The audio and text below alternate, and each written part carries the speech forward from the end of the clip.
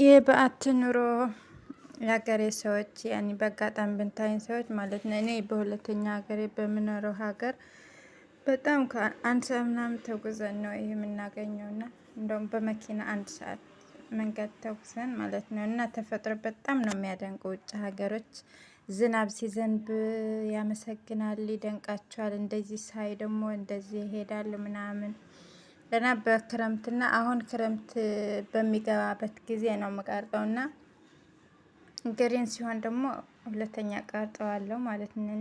ተመላልሰን ስለምንሄድ ማለት ነው ለማየት ብቻ እና በዓት ሲባል ደግሞ ቅዱሳን በበዓት ሆነው ይጸልዩ ነበረ ሲባል አስታውሳለሁ እና እነሱ ትዝ ይሉኛል ከምር እና እግዚአብሔር ይመስገን ሁሉ ተፈጥሮ የሰራው እግዚአብሔር አምላክ ነው። እና ደግሞ በጣም ነው እኔ የሚገርመኝ የውጭ ሀገር ዜጎች ያደንቃሉ ተፈጥሮ ማለት